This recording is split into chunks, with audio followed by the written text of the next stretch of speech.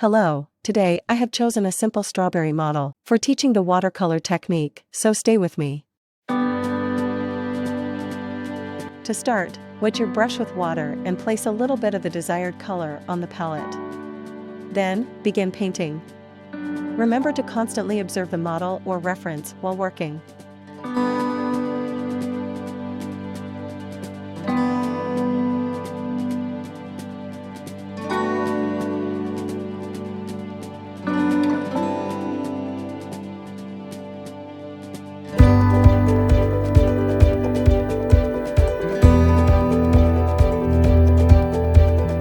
Keep in mind that in watercolor technique, water is also used to lighten the color.